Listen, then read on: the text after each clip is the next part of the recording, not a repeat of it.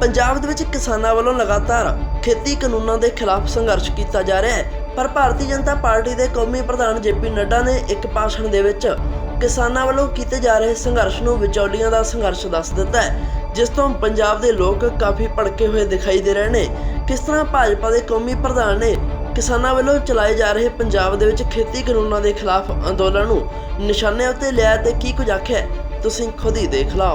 किसान तय करेगा कि उसके प्रोड्यूस को अच्छा बनाने के लिए जो भी पैसा खर्च होगा वह 1 लाख करोड़ रुपए में से आदरणीय मोदी जी देंगे और आप उसका विकास करेंगे। ये इस तरीके की व्यवस्था की गई है। इसलिए मित्रों, मैं निवेदन करूंगा कि जागरूक होकर के जागरूक किसान इस 1 लाख करोड़ रुपए का फायदा उठाए, फार्म गेट बनाए और उस फार्म गेट के माध्यम से जो भी छोटी बड़ी चीजें होनी चाहिए। हमारे यहाँ मक्का होता है और मक्का बहुत सस्ते भाव में जाता है। क्यों जाता है? क्योंकि उसका वैल्यू एडिशन नहीं होता। तो हमने अपने किसान भाइयों को कहा है कि मक्का यही कहीं कोई पॉपकॉर्न जानता है, कोई कुछ जानता है, क्यों हम वैल्यू एडिशन नहीं कर सकते? क्या हम उसको अच्छा नहीं बना सकते? क्या हम उसका फिनिश प्रोडक्ट नहीं बना सकते? और प्रधानमंत्री जी ने वोकल फॉर लोकल भी कहा है, इसलिए उसको लोकल जो हमारा प्रोडक्ट है उसके लिए आगे बढ़ चढ़ करके बोलेंगे, ब्रांडिंग कराएंगे ताकि दुनिया में उसकी मार्केट बने और दुनिया में वो उसको जाना जाए और उसको खरीदा जाए। इस तरह की व्यवस्था हम करेंगे। इसलिए मित्रों, किसानों के बारे में मौलिक चिंतन मोदी जी ने शुरू की और मोदी जी ने मौलिक चिंतन के माध्यम से आगे बढ़ाया। अभी ये कृषि बिल आए, 3 बिल आए। क्या है ये बिल? पहला बिल आप देखिए, समझने वाली बात है। आप ये ग्लास बनाते हो, आप ये इसके ऊपर ढक्कन बनाते हो, आप ये पंखा बनाते हो, आप ये माइक बनाते हो, आप ये कागज बनाते हो, जो भी बनाते हो आप, ये बताइए, ये जो भी आप बनाते हैं, ये आप दुनिया के किसी भी मार्केट में आपको बेचने की छूट है कि नहीं है? छूट है कि नहीं है?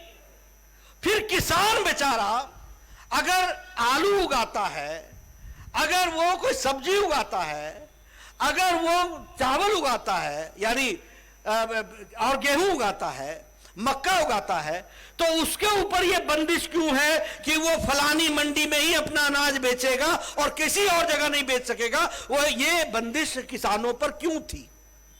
ये सच्चाई है कि नहीं है कि आपके 100, 150, 50 गांवों के बीच में जो अनाज मंडी है उसी में आपका सामान बिकेगा और कहीं और नहीं बिकेगा? यह सच्चाई है कि नहीं है? ऐसा क्यों? मोदी जी ने कहा कि आप उस अनाज मंडी में बेचना चाहो बेचो, लेकिन अगर आप उस अनाज मंडी में नहीं बेचना चाहते हो तो कोई आपको रोकेगा नहीं, आप दुनिया के किसी भी बाजार में बेच सकते हो। यह काम आपको दिया गया है। यानी किसान को पहली बार आजाद किया तो नरेंद्र मोदी जी ने किया है। आप बताइए, आपका सामान गुड़गांव के आसपास का किसान क्या फरीदाबाद मार्केट में बेच सकता है? क्या फरीदाबाद का किसान क्या गुड़गांव के मार्केट में बेच सकता है? आप बताइए, एक जिले से दूसरे जिले में अपना अनाज ले जा सकते हो तुम? क्या रुकावट होती है कि नहीं होती है? एक प्रदेश से दूसरे प्रदेश में ले जा सकते हो क्या? लेकिन प्रधानमंत्री मोदी जी ने कहा, अब तो किसान भाई तुम अपनी मंडी में बेचना चाहते हो बेचो, लेकिन अगर तुम नहीं बेचना चाहते हो तो तुमको कोई रोकेगा नहीं। कोई जिला का बंदिश नहीं है, कोई प्रदेश की बंदिश नहीं है, कहीं भी तुम अपना सामान बेच सकते हो। यह आजादी दी तो मोदी जी ने दी है, यह हमको ध्यान में रखना चाहिए। और बात बताऊं आपको पंजाब के किसानों के बारे में, यह किसान का आंदोलन नहीं है, यह बिचौलियों का आंदोलन है। समझो आप, पंजाब में तो किसान की चार जी, मेरे को आप करेक्ट कर देना, गलती बोलूंगा तो मुझे रोक देना कि पंजाब, और चुक साहब आप भी, आप क्या सच्चाई नहीं है कि आपके यहां मंडी में आप अपना आरती भी नहीं बदल सकते? जिस आरती के पास आपका सामान जाता है उसी को बेचना पड़ेगा और किसी को आप नहीं बेच सकते हो। यह गुलामी की हालत खड़ी कर रखी थी, जिसको मोदी जी ने आजाद कर दिया। इसको हमको समझना चाहिए, यह है आजादी। और दूसरी बात सुन लीजिए, हमारा किसान का क्या हाल होता है? मंडी में गए, सामान रख दो, बताएंगे। कभी किसी बिचौलिए ने या आड़ती ने कहा कि मार्केट बहुत अच्छी है? कभी कहा? बड़ी मंदी है रख दे, बड़ी मंदी है रख दे, बड़ी मंदी है रख दे, और आपके जाते ही दाम बड़े ठीक ठाक हो जाते हैं। जैसे ही आपको उसने पैसा दिया और आपके सुख दुख में शामिल हुआ और आपको लगा कि यही मेरा अन्नदाता है, और जैसे ही आपको पैसा दिया तो मंदी खत्म, मंदी उसके बाद खत्म, फिर मार्केट में उछाल आ जाता है। ये कैसा धंधा है? मैं गलत बोल रहा हूं क्या? मैं जमीन की बात बोल रहा हूं कि नहीं बोल रहा हूं? तो मित्रों, इसको रोकने का काम नरेंद्र मोदी जी ने किया है। आप बताइए, हमारा सेब दिल्ली लेकर के आते हैं कि नहीं आते? हमारे लोगों को क्या कहा जाता है? रुको, अभी मार्केट बड़ा ठंडा है, अभी मार्केट बड़ा ठंडा है, मार्केट बड़ा ठंडा है। अब किसान बोलता है यार हमारा सेब सड़ जाएगा, जो मार्केट है दे दो, और तुम्हारे जाते ही वो मार्केट बड़ा गर्म हो जाता है। ये क्या होता है भाई? ये कैसे होता है? और किसी किसान को पता चलता है कि उसका सेब, उसका आलू, उसका संतरा, उसका प्रोडक्ट बंगलोर में किस भाव बिक रहा है, गुवाहाटी में किस भाव बिक रहा है, पटना में किस भाव बिक रहा है, भोपाल में किस भाव बिक रहा है। अब मोदी जी ने आपको आजाद कर दिया, घर बैठे तुमको पता चलेगा कि इसका दाम गुवाहाटी में कितना है, बंगलोर में कितना है, पटना में कितना है, भोपाल में कितना है, यह आपको पता चलेगा। आप तय करना, जहां देना होगा दे देना, बेच देना। दूसरी बात, आर्टिफिशियल इंटेलिजेंस की भी आपको जानकारी दी जाएगी। कोई भी माल, अगले सप्ताह इसका क्या दाम हो सकता है, अगले सप्ताह दाम बढ़ेगा कि घटेगा, यह भी किसान को जानकारी दी जाएगी। यह मोदी जी का किसान के प्रति समर्पण है, इसको हमको समझना चाहिए। मैं ठीक बोल रहा हूं जी? मैं सही बोल रहा हूं ना? यही सच्चाई है। किसान को मालूम होना चाहिए कि मेरा सामान, मेरा संतरा, अगर मैं एक हफ्ते उसको रोक सकता हूं, कोल्ड स्टोरेज में डाल सकता हूं, बचा सकता हूं, पेरिशेबल गुड है लेकिन बच जाएगा, तो इसका दाम बढ़ने वाला है, तब हम बेचेंगे, यह फैसला कर सकेगा। इसलिए मित्रों, ये जो कृषि के दृष्टि से, और फिर कहा गया एमएसपी बंद हो जाएगी, एमएसपी बंद हो जाएगी। पढ़े लिखे हैं अमरिंदर सिंह, पंजाब के मुख्यमंत्री, पढ़े लिखे हैं। क्या कहते हैं? एक्ट में लिखो, एक्ट में लिखो, एक्ट में लिखो। तुमने लिखा था एक्ट में? यह एग्जीक्यूटिव ऑर्डर होता है भैया। एमएसपी हमेशा एग्जीक्यूटिव ऑर्डर से होता है, एक्ट में नहीं लिखा जाता। लेकिन मोदी जी ने, भारत के प्रधानमंत्री जी ने कह दिया एमएसपी रहेगी, और एमएसपी में भी लागत का 1.5 गुना किसने दिया? तुमने नहीं दिया, मोदी जी ने दिया है। इस बात को ध्यान में रखना, यह बात ध्यान में रखना। इसलिए तुम बनते हो आज किसान के हितैषी, तुम तो बीच वालों के हितैषी हो, तुम तो उनके हितैषी हो, किसान के हितैषी नहीं हो। मैंने 3 बातें गिनाई है, गलत है तो खड़े हो जाइए, अगर सही है तो ताली बजा करके मोदी जी का धन्यवाद कीजिए। ये मैं आपको कहना चाहता हूं।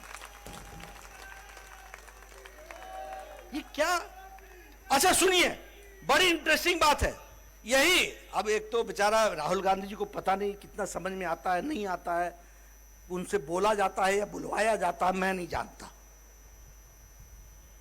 जो भी है, उन्होंने 2013 में बोला कि फ्रूट्स मतलब फल को एपीएमसी एक्ट से बाहर रखो।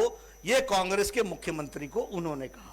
किसने कहा? राहुल गांधी ने। कब कहा? 2013 में कहा। क्या कहा? कांग्रेस के मुख्यमंत्री को कहा कि फ्रूट्स को एपीएमसी से बाहर रखो, एग्रीकल्चर प्रोड्यूस मार्केटिंग कमिटी से बाहर रखो। कांग्रेसी तो मानेंगे ही। अब इनको बोला गया था या बुलवाया गया था, इन्होंने किया, हो गया। तुम करो तो सही, तब तो तुम फार्मर चैंपियन बनते हो। अभी 2019 के तुमने मैनिफेस्टो में लिखा है, 3 बातें लिखी हैं। एक कि हम कॉन्ट्रैक्ट फार्मिंग को बढ़ावा देंगे, दूसरा कि हम मंडी के बंदिश को दूर करेंगे, और तीसरा कि हम आपको एसेंशियल कमोडिटीज एक्ट को हम समाप्त करेंगे। क्या लिखा? The 1955 Essential Commodity Act will go। यह आपने लिखा, आप लिखते रहे, मोदी जी ने करके दिखा दिया। यह बात समझनी चाहिए। जब मोदी जी ने करके दिखा दिया तो नहीं ये तो गलत हो गया, ये तो गलत हो गया। अरे तुम किसके हितैषी हो भाई? किसानों के हितैषी हो, कृषि के हितैषी हो, या अपने हितैषी हो, या अपने परिवार के हितैषी हो? क्या हो आप?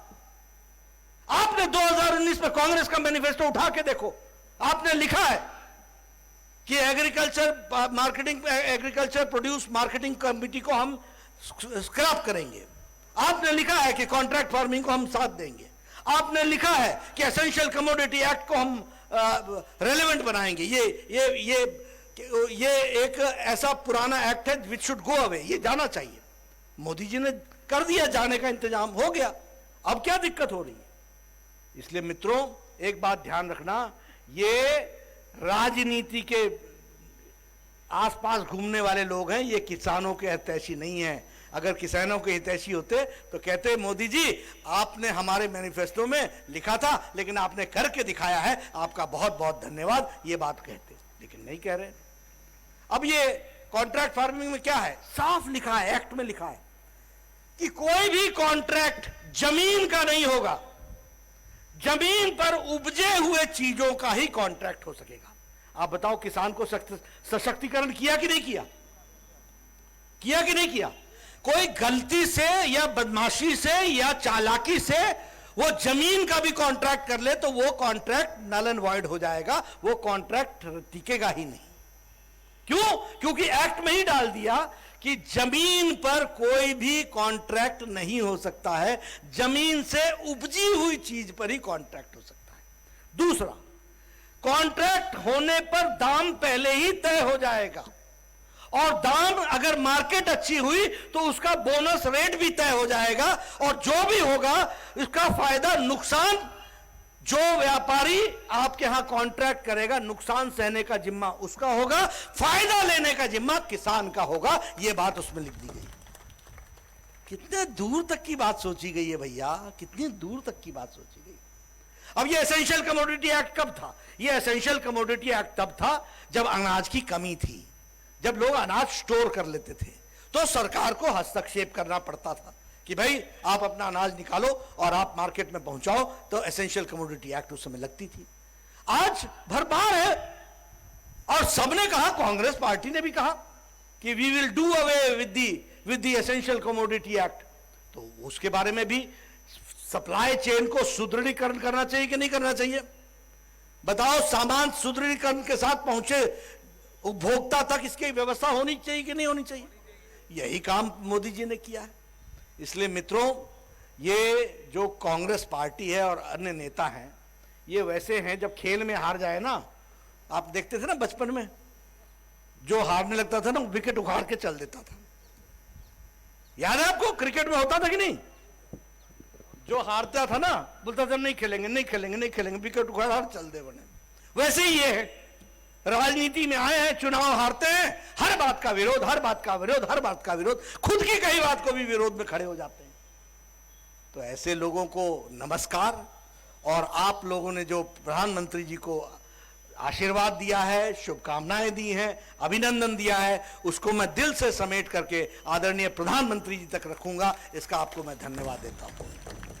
और मैं चाहूंगा कि आप ये सारी बातें जो मैंने आपको बताई, अगर मेरी बात गलत हो तो मुझे कभी भी पूछ लेना, और अगर मेरी बात सही हो तो इसको जनता तक, किसान भाइयों तक जरूर पहुंचाना। ये मोदी जी की आवाज है, इसको समझना, और ये मोदी जी की इच्छा है, इसको समझना। अंत में आपने मेरी बात सुनी, आपका बहुत बहुत धन्यवाद।